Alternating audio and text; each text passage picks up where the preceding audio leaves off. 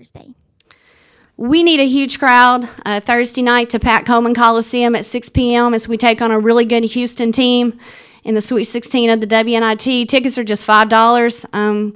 Just pleading for everybody in Tuscaloosa to come out. The girls and I need your support on Thursday night. Houston, very athletic, a very talented team, just beat Tulane in the first round of their conference tournament.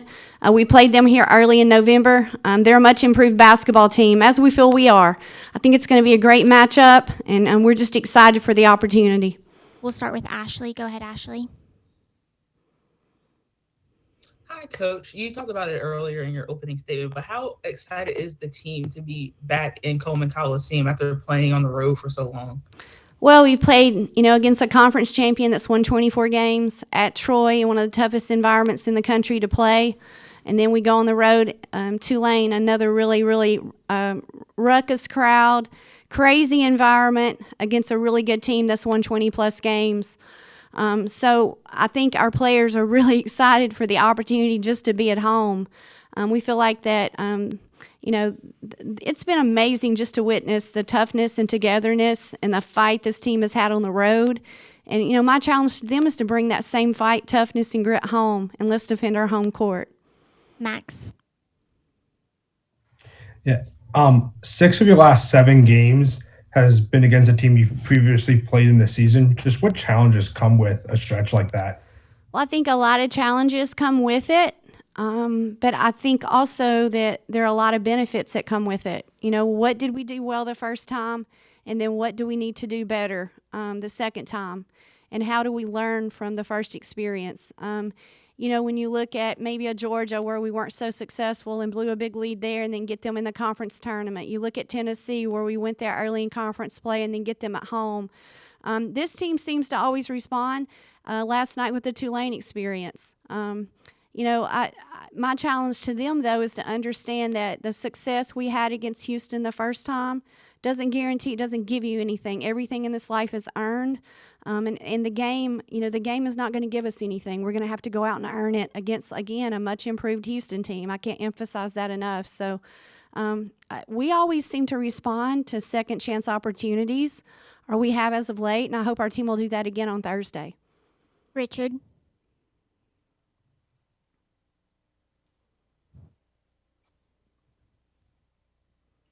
Hey, Richard, you're on mute.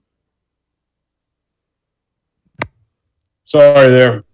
I said last time you played Houston, you had a 25-point lead in the fourth quarter. They seemed to come back a little bit in the fourth quarter. They also created, 17 turnovers. 23 turnovers and 17 steals. Do you anticipate that type of pressure play that they had in the fourth quarter that had some success against you? Absolutely. I think there will be 2 keys to success. The first will be the live ball turnovers. We can't turn the ball over. You look at their previous games in the NIT, those were critical stats that led to easy baskets against Louisiana Tech and Tennessee Tech. I think it's just really, really important that we understand the experiences we've had lately.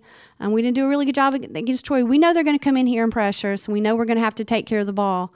Secondly, it's going to be offensive rebounds, which lead to easy baskets. So those 2 categories are going to be really important, that we're strong with the ball, that we, again, aren't passive in any area of the game and take good care of and value possessions. Jason? Hey, Coach Curry, you guys made the tournament, the WNIT in 2018 and 2019, and made it pretty far in both of those tournaments. How are you using these postseason appearances to build your program up for success for later seasons, for this postseason experience?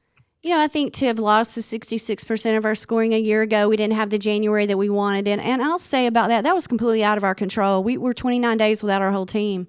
And a lot of times I think there are things you can control, but I've never felt so controlless as we were in January. But our team stuck together. We had a great February on the bubble, didn't make it.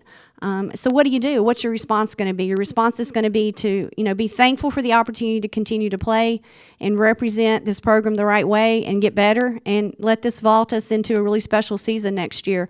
Our teams have always responded to that. Again, postseason is a blessing. It's not anything we take lightly. The chance to have a 20-win season tomorrow night with even games being canceled. We should be at 20. We aren't. We want to get to 20. A lot of positives to build on headed into next year, and I think the WNIT really prepares teams to have that opportunity. When you look at the success of the teams in the WNIT a year ago, I think it's very factual, the success in them making the tournament this year, and that's nothing short. There's no secret that will be the goal of this team next year is, to make sure we make it to the NCAA tournament, and we know this experience can really, propel us into that opportunity. Richard? Coach, you mentioned playing in the WNIT after being on the bubble. How do you motivate your team after having such a hot finish in the season, seeing that you can upset top 25 teams, Georgia, beat Tennessee earlier this season, and you feel to be a part of this tournament after being one of the hotter teams in the country? How do you motivate a team after you could have a potential letdown of thinking you should be in the NCAAs, but you find yourselves in the WNIT? Well, I think it speaks a lot to our leadership core with Meg, with Hannah, with Brittany, the leadership that Mingo's bringing. I mean, those kids, we were really disappointed, actually shattered, and what's your response going to be? And I think it shows the true grit and heart of this team, that they care about the front of their chest and they want to represent. Otherwise, you just get in it, just get by, get to go to spring break if you lose the first one. You see teams across the country that don't, embrace postseason. And but this team is different. I'm really proud of who they are. We had honest, open conversations. You have a choice. And how are you going to represent the front of your chest? Are you going to represent it the right way, and you're going to be thankful for the opportunity, and let's get a 20-win season, let's compete for a championship, and let's make sure we start the next season right now. And I'm just proud of how they've responded, because it doesn't always happen that way. You're right about that, Richard. Richard, if you have a follow-up, we'll close out with that. Sorry for the mute. Does this team feel like they have a potential to win a championship? WNIT, obviously, you're not in the NIT, the NCAA tournament, but this is still a prestigious championship. As you mentioned before, a lot of momentum moving forward to next season with your core coming back. Are they motivated, and do they believe in themselves? Absolutely, without a doubt. To see their camaraderie, to see the two hostile environments we just left. On the women's side, we're not seated like the men. We're seated because of proximity and cost. And I don't think there's been too rougher, tougher, more tenacious, crazy crowds that we faced. And so I think our league prepared us for that. Just the way these kids are responding and has just been unbelievable. And believe me, I think that says it all right there. Yes, I mean, they believe they can win the next game. And we hope to look up and see ourselves winning the very last game of the year and be playing in the last game of the year with this situation. Thanks, Coach. Thanks, media. Be safe. Thank y'all for being on. Everybody stay safe this afternoon and roll Tide.